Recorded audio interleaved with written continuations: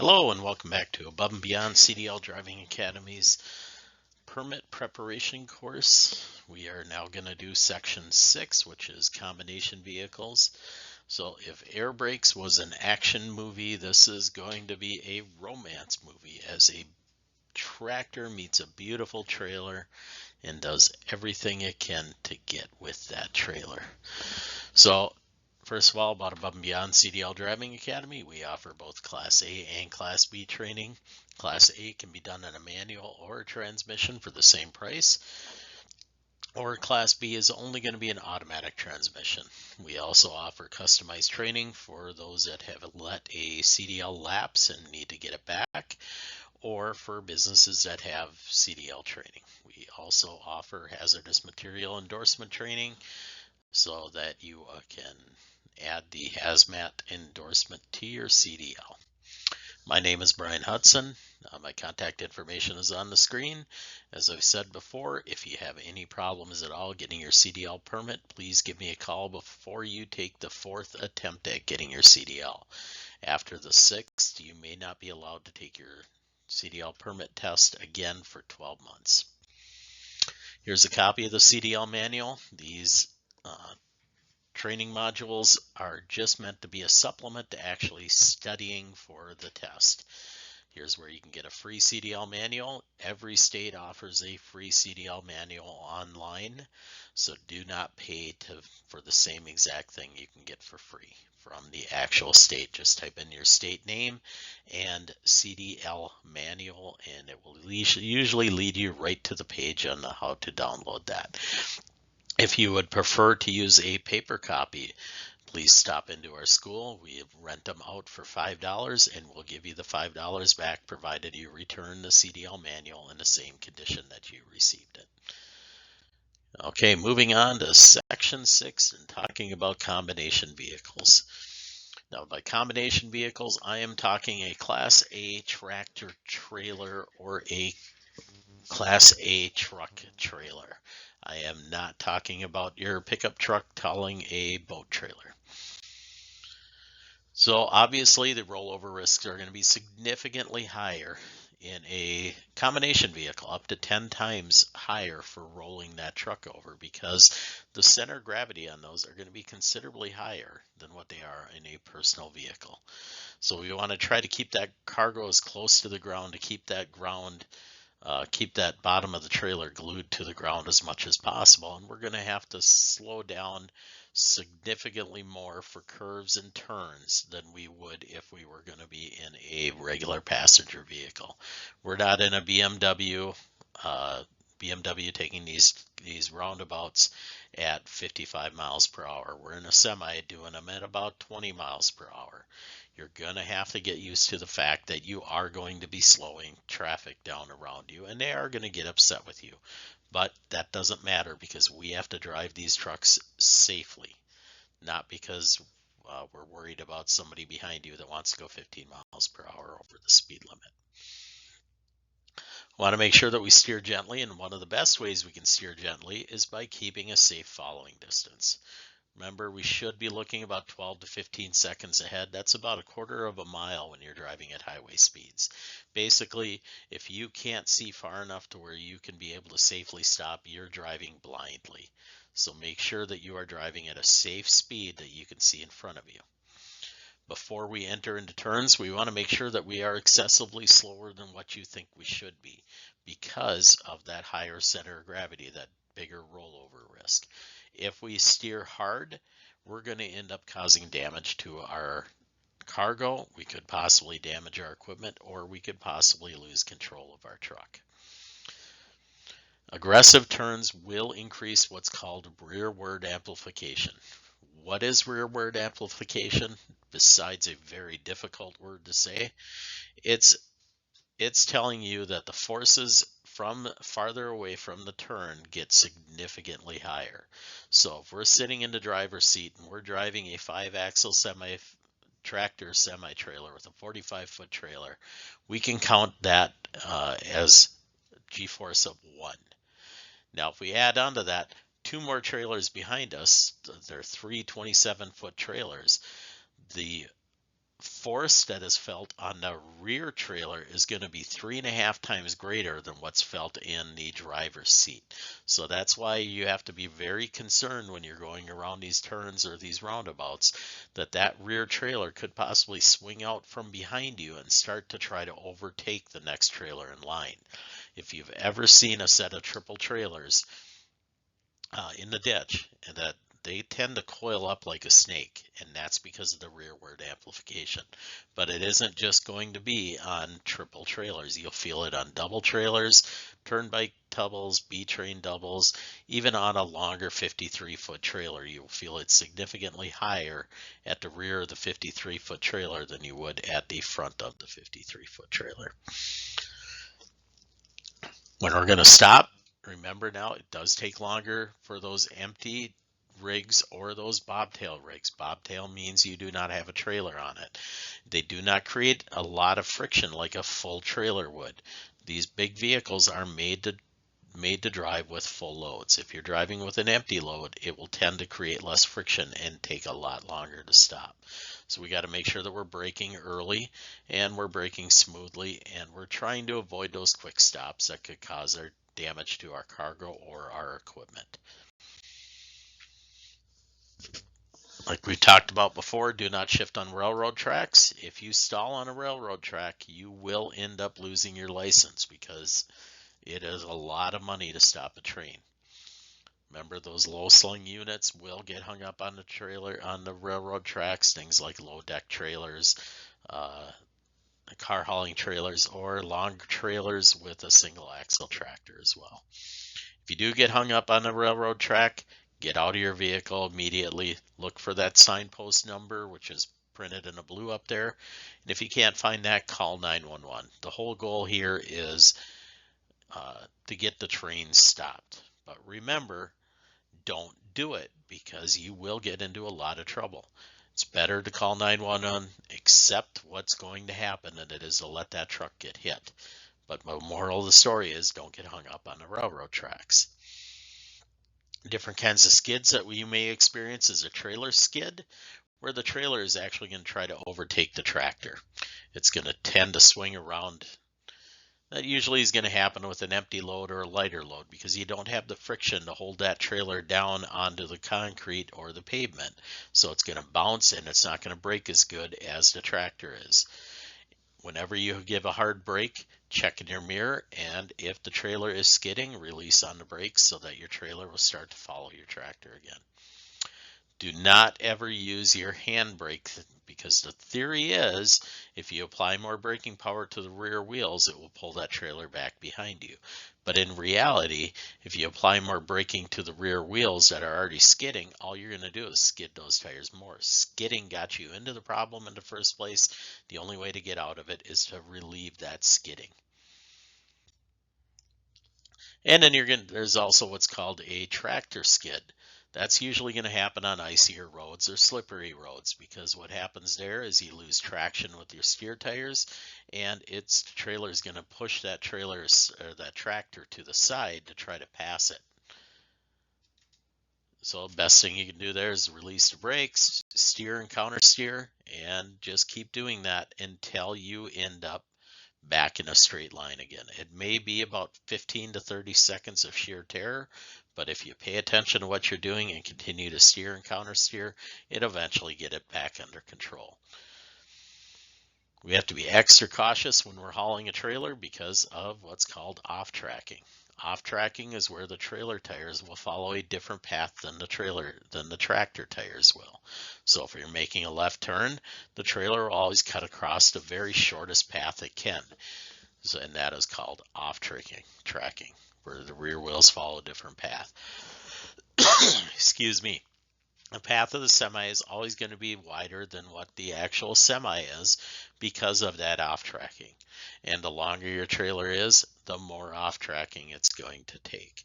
So here's an example of what off-tracking is. So when we're making a right turn, our tractor is going to go over the yellow line of the road that we're turning into, but the trailer will stay close by that curb. So you can see it takes up a lot longer space than what the width of the tractor is right there. When we are backing, we want to make sure that we're checking that path before we're backing so there's no obstacles in our intended path. While we're backing, we're going to be using both our right and our left mirrors because the front of the truck is going to be swinging back and forth. You want to make sure that we're not going to hit something in that swing. Back slowly. It may take you a little bit longer to get into the dock, but it sure is a lot better to get into that dock safely than it is to try to hurry up and force it in there, ended up causing damage. Always, whenever possible, if you're not able to straight back, always back from the driver's side. It's going to give you a lot more visibility, and the most important thing is to, I don't know where I was going with that. Anyway, so as you're backing up, turn the top of the steering wheel towards the issue. So if your trailer is drifting to the left, turn the top of the steering wheel to the left to get it to straighten out again, and then counter steer when it is straight. It's a lot easier to make those corrections a lot sooner than it is to let your trailer get way out of control and then try to fix the issue. You're going to end up steering a lot more than you need to and run the risk of causing damage. Try to make those small turns whenever possible. And if you need to, don't be afraid to do a pull-up. A pull-up is where you're pulling the vehicle forward to reposition your unit as needed so that you can get a better straight back out of it. Most combination vehicles in the Class A range are going to have air brakes. There may be what's called a trailer hand valve. It's used to test the trailer brakes and the coupling system, but the key is you only use that to test the service brakes on the trailer or the coupling system. You never use it when you're driving because what you're doing is you're going to be sending more braking power to one axle than the other axles, and that is your recipe for skids. We have what's called a tractor protection valve, and what that purpose is if there is a leak in the trailer, a catastrophic leak in the trailer where it's going to cause the air brakes to activate, it'll immediately shut the air off to the trailer so that you can keep air in your tractor so that your brakes will still be released on the tractor, and hopefully you can maintain some control of your vehicle then. We also have a trailer air supply, which is pictured on there. It's a red octagon, and the purpose of that is it will supply air to the air tanks, which will then supply air to the brake chambers to release your parking brakes. Your service line, which is going to be blue, it will carry the air controlled by the service and the hand brakes to the brake chambers to activate the parking brake or the service brakes. And your emergency line or your red line is going to supply air to the air tanks, which will then release the parking and emergency brakes. So red is emergency, blue is service. At the end of those air lines, you have what's called glad hands or hose couplers. They have rubber seals on them that made up with the same glad hands or seals on the trailer, and then they create an airtight seal. You got to make sure those seals are fully intact. Our trailers have air tanks just like our tractor does. You have and they are filled by those red emergency air lines. Remember what we talked about in the air brake section. You have to drain those tanks daily because the only thing that should be in an air brake equipped vehicle is air. No fluids should be in there at all. I also have automatic drains on them, which will sense the humidity in the system and it will give it a little spurt to get the moisture out of it. On some of the trailers, they have what's called shutoff valves at the rear of the trailer. Usually we use those for when we're hauling doubles and triples so that when you open up the trailer, the shutoff valve, it will supply air to the next trailer in line. The one at the very rear of the combination should be shut. All of the other ones should be open. So the easiest way to test if you have an air leak is to go to the rear of the trailer, open up that air valve, and if there's air flowing out of it, you know you have air flowing into your trailer. Shut the valve again and you should be good. So 1975 was when was when a lot of technology came into the truck driving world. So prior to 1975, trailers and dollies didn't have spring brakes. So the only time that you had brakes in your trailer was when there was air in the air tank. So you could flip a valve to activate the parking brakes, but as soon as you lost air in your trailer, which will happen over time, they all have very small leaks, but they will lose all the air. So what happened when those pre-1975 trailers lost their air, they no longer had brakes in them. So then you'd go to hook up to them, you'd back underneath them, and sometimes it would actually push the trailer across the parking lot. So after 1975, they started requiring them to have spring brakes.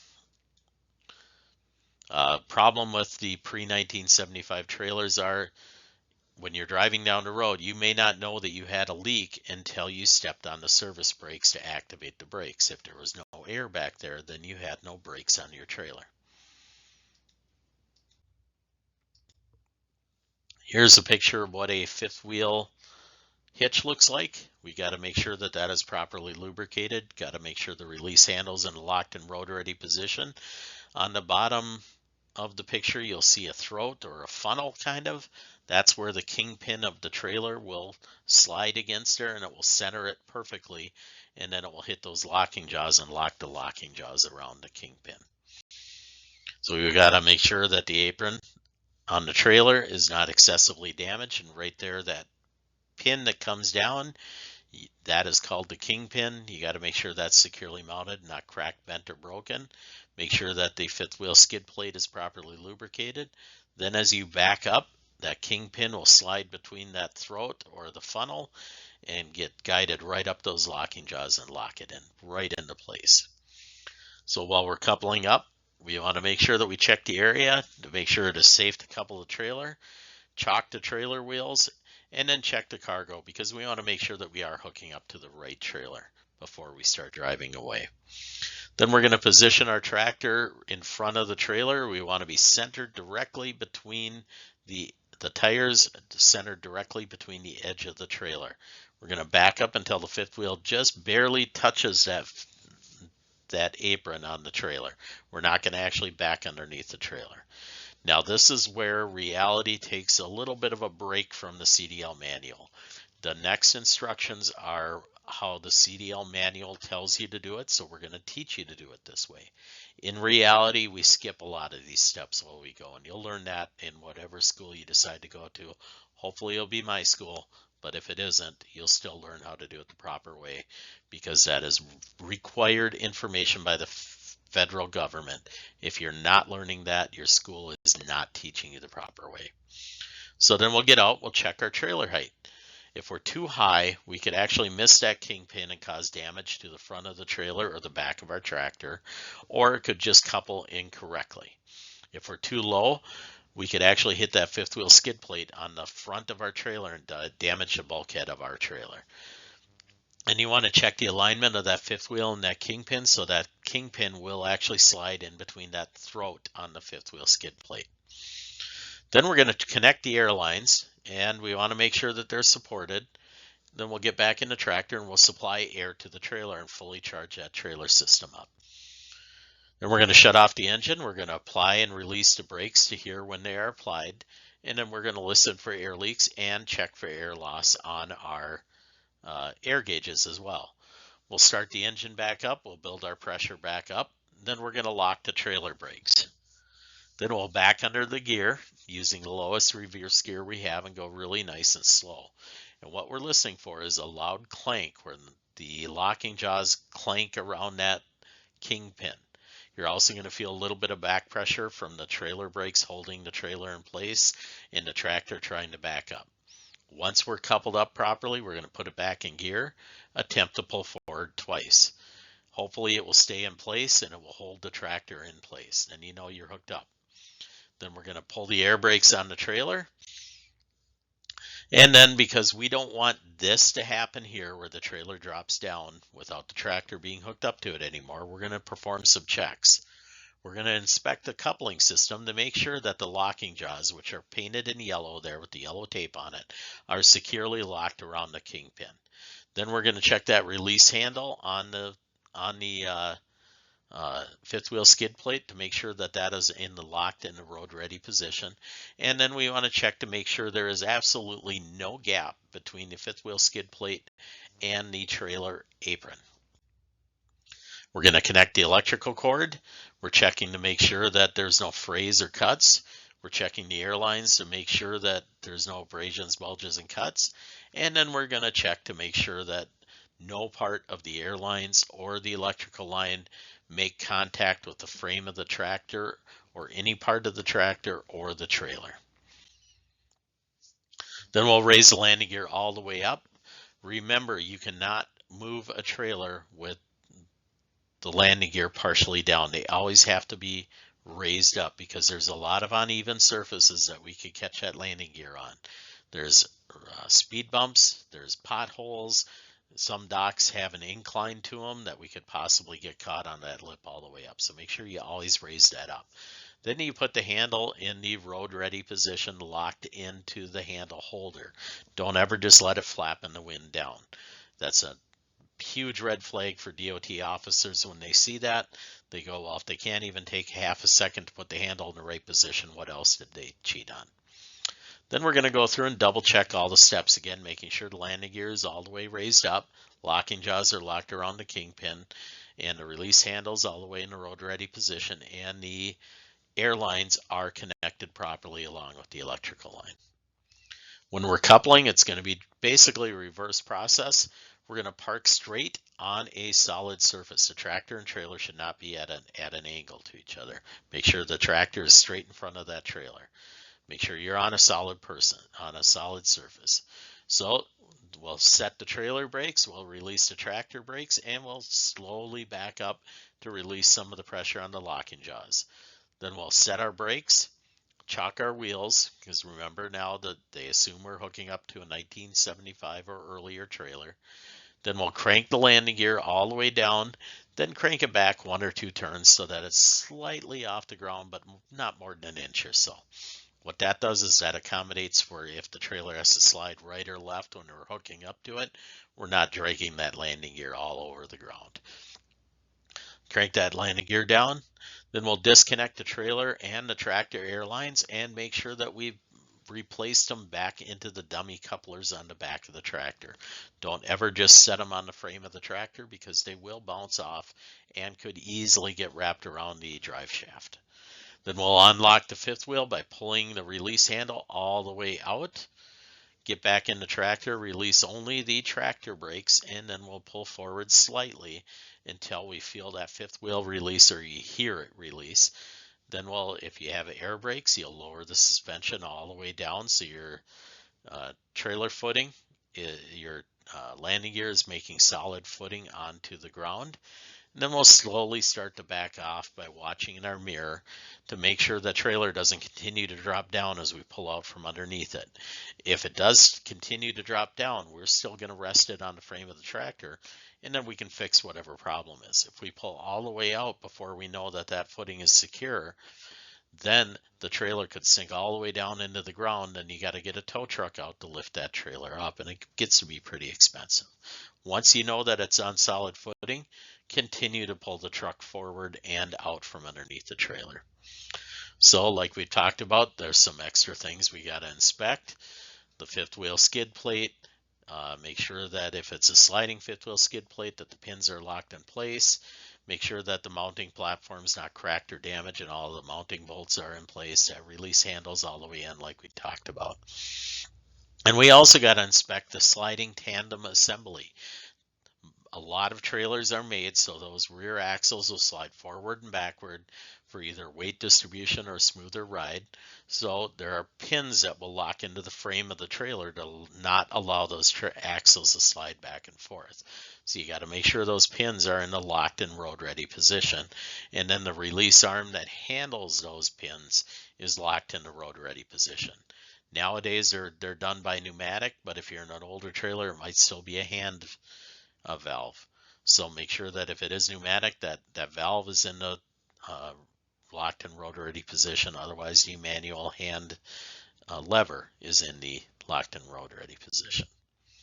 You also want to look at that trailer apron and the kingpin. Make sure there's no excessive damage. Kingpin's not cracked or bent. Make sure the air and electrical lines are firmly connected. There's no chafing, no rubbing of the air lines together, and there's no cracks or frays in the electrical line.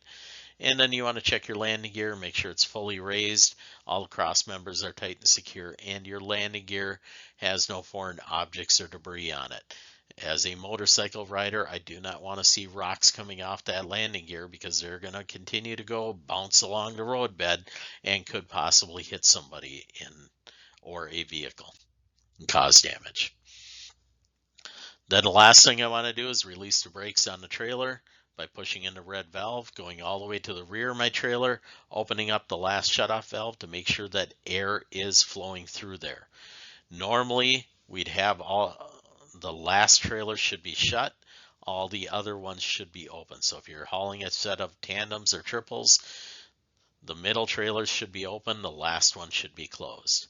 Then we want to verify that our regulator releases at approximately 120 to 140 psi and go through those leaks, alarms, and buttons tests again. Make sure we don't lose more than 4 psi in 60 seconds in a combination vehicle. In a straight truck, it's going to be 3. And then we want to make sure that the low